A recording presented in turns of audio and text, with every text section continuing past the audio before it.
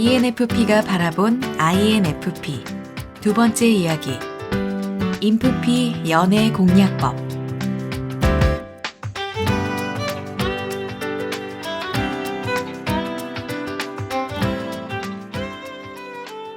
첫 번째, 철벽인데 금사빠. 언뜻 보면 인프피는 철벽을 치는 것처럼 보인다. 그런데 자세히 살펴보면 또 엄청난 금사빠 기질이 있다. 이렇듯 인프피는 철벽과 금사빠가 공존하는 성격이다. 이것은 꽤 모순적인 부분인데 인프피를 가까이에서 지켜보면 이 두 가지 특성이 모두 선명하게 드러나서 흥미롭다. 이것은 인프피 특유의 조심스러움과 이상주의적 면모가 합쳐진 것으로 보인다.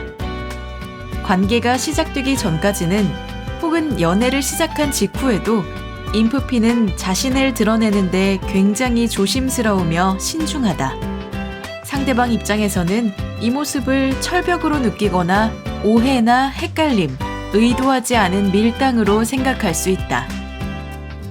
그러다 인프피는 어느 특정한 순간에 상대방에게 흠뻑 빠져버리는데 인프피들에게 그 순간을 물어본 결과 사람마다 약간은 달랐지만 평소에 생각해오던 이상형의 조건을 발견했을 때나 부담스럽진 않지만 지속적인 다정함이 가장 많았다.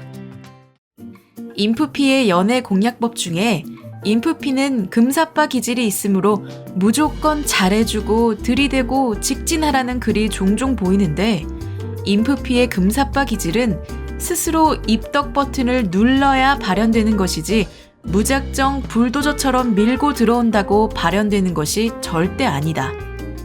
오히려 저돌적인 접근 방식은 인프피에게 부담을 줄 수 있고 나의 시간과 공간을 존중하지 않는 모습으로 느껴져 선을 긋게 만드는 요소가 될 수도 있다. 주의할 점. 인프피가 즉흥적인 것을 좋아한다는 MBTI 분석만을 보고 시도 때도 없이 연락을 하거나 갑자기 만남을 추진하는 것은 오히려 역효과가 날 수 있다. 인프피가 즉흥적이라는 것은 일단 만나서 뭘 할지에 대해 열려있다는 것이지 아무 때나 상대방이 부른다고 쪼르르 달려나온다는 개념은 아니다.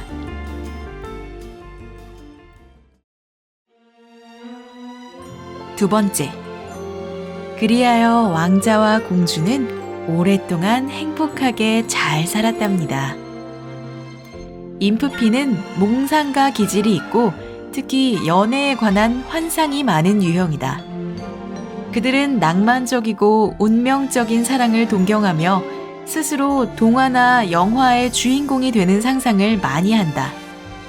안정적이고 따뜻한 연애도 좋지만 드라마틱하고 극적인 로맨스 소설을 함께 써내려갈 운명의 상대가 어딘가 있다고 믿는 경향이 있다. 영화나 소설 속 주인공들은 우리가 실제로 살아가는 세계보다 훨씬 더 자신의 목적과 사랑의 성취를 갈망한다.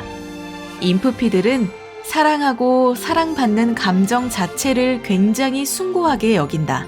따라서 그들에게 연애는 에너지 소모가 큰 활동이며 자신이 사랑에 빠지면 얼마나 진심이 되는지 알고 있기 때문에 로맨스의 강물에 뛰어들기 전 준비 단계가 남들보다 더 길 수밖에 없다. 누군가는 이 모습을 보고 인프피가 눈이 높다고 할 수도 있고 비현실적인 연애를 꿈꾼다고 말할 수도 있다. 그런 의미에서 인프피는 매우 논리적이고 시니컬한 사람과는 연애를 잘 하지 않으며 하더라도 인프피가 상처를 많이 받고 끝나는 경우가 있다. 세 번째, 스며들기 취향 공략. 앞서 1편에서 이야기한 것처럼 인프피는 스스로의 시간과 가치관을 굉장히 중요하게 여긴다. 따라서 인프피와 가까운 관계가 되기 위해서는 이 시간과 생각을 충분히 존중해주면서 천천히 스며들어야 한다. 사실 이게 쉬운 건 아니다. 적당한 거리를 유지하면서도 끊임없이 주변에 머무른다는 것은 우리가 흔히 말하는 네, 천천히 빨리 오세요 처럼 모순적일지도 모른다. 나의 지난 인프피와의 연애, 그리고 가까운 친구들을 떠올려 봤을 때 우리의 관계를 급격히 진전시켰던 존재는 바로 공통된 취향이었다. 상대인 인프피를 잘 관찰해서 그 사람이 좋아하는 것을 찾아내자.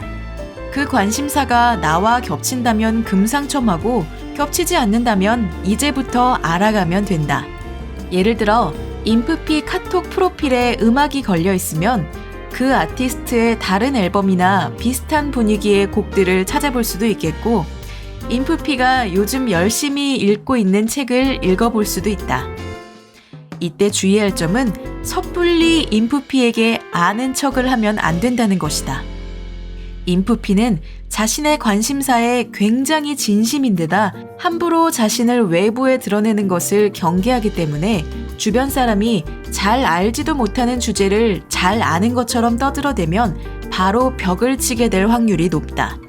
상대방이 자신과 친해지고 싶다는 의도를 가졌다는 걸 알아도 굉장히 부담스럽다고 생각할 수 있으므로 자세히 조사한 다음 웬만큼 대화가 이어질 수 있도록 만들던가, 나도 이런 음악 좋아하는데 어떻게 시작해야 될지 모르겠어. 너가 추천 좀 해줄래? 이런 식으로 솔직하게 접근하는 것이 훨씬 낫다. 네 번째, 질투나게 하지 말기. 당신이 인프피에게 열심히 신호를 보냈는데 응답이 없다고 해서 섣불리 밀당을 시도하거나 질투 유발 작전을 펼치면 절대 안 된다. 뒤에 말하겠지만 인프피는 사랑에 있어 굉장히 깊게 몰입하는 편이며 그만큼 상처를 매우 잘 받는 유형이다. 따라서 상대방이 자신을 두고 감정을 저울질하는 모습을 본다면 일찌감치 이 사람은 내 사람이 아니구나 라고 생각하고 그 관계를 정리할 수도 있다. 인프피를 내 사람으로 만들고 싶다면 헷갈리거나 애매모호한 신호는 주지 않는 것이 좋다.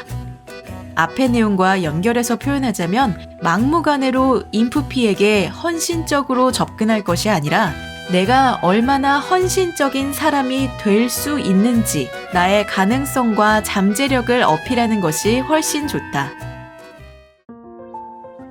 다섯 번째, 식물 키우기.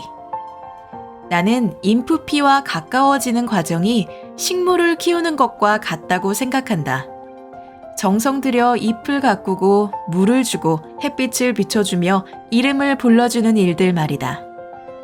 식물을 키우는 일은 쉽지 않다. 아무리 열심히 돌보아도 내 마음처럼 쑥쑥 자라지 않는 경우가 있다. 어느 날 갑자기 뿌리가 썩어 들어가거나 잎이 말라버려서 비싼 영양제를 꽂아 놓아도 결국엔 죽고 마는 식물도 있다. 그런가 하면 그냥 볕 드는 곳에 올려두고 생각날 때마다 물을 줬을 뿐인데 초록색 잎을 가득 틔우는 식물도 있다. 인프피들은 하나의 유형으로 묶여있긴 하지만 또 제각기 다 개성이 있어서 무조건 이렇게만 하면 된다 하는 방법은 없는 것 같다. 하지만 어떤 식물이든 시간을 두고 지켜봐야 한다는 점은 공통적이다. 그리고 적정한 거리를 유지하며 은근한 애정을 주어야 한다. 당신이 제공하는 지속적이고 따뜻한 시선, 알맞은 온도와 습도 안에서 천천히 자라나는 꿈 많은 인프피의 씨앗은 분명 예쁜 꽃을 피울 것이다.